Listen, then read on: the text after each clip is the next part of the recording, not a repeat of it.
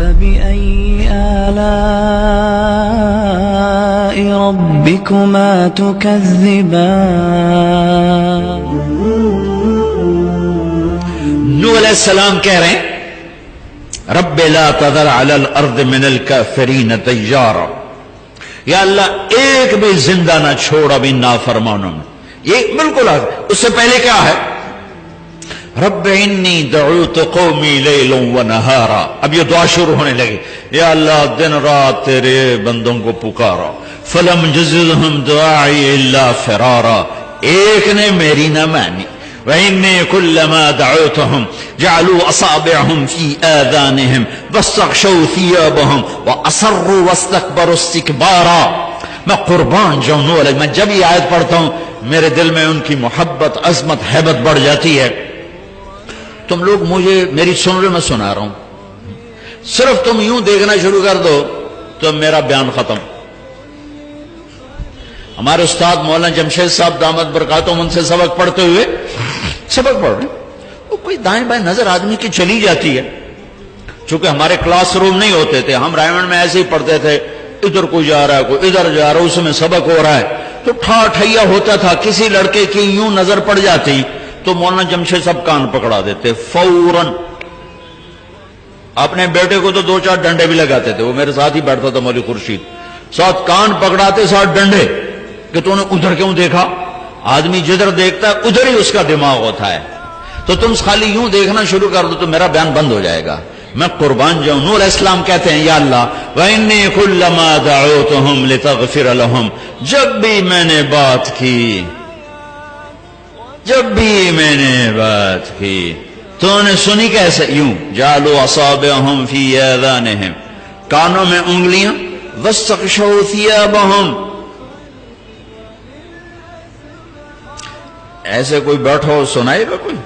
کوئی علامہ صاحب، کوئی مفتی صاحب، کوئی خطیب صاحب، کوئی داعی صاحب، کوئی مبلغ صاحب، وہ تو الٹا ان کو پڑ جائے گا، ویسے ہی چھتر پھیرے گا. یا اللہ جب میں تیری سناتا تو میرے سامنے یوں بیٹھتے تھے، کانوں میں انگلیاں، چہرے پر کپڑے. کوئی مائی کا لال مجھے بات کر کے دکھائے. اور نوح علیہ السلام نے 950 سال ایسے بات کی.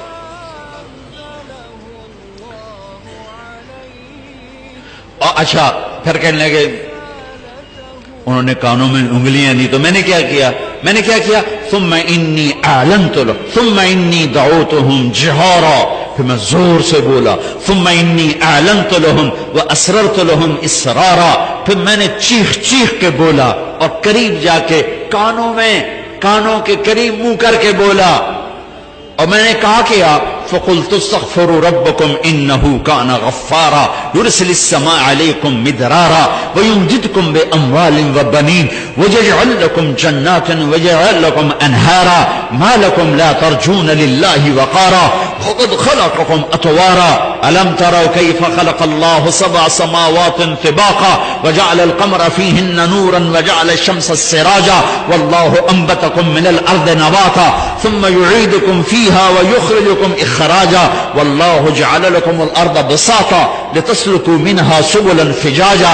ابھی دعا نہیں شروع ہوئی، ابھی دکھڑا شروع ہے، ابھی اپنے غم سنا رہا ہے. اللہ تو ویسے ہی نرم ہے، لیکن اللہ ہمیں سکھا رہا ہے. اور یوں مجھ سے بات کیا کرو، ایسے اپنا قصہ مجھے سنایا کرو.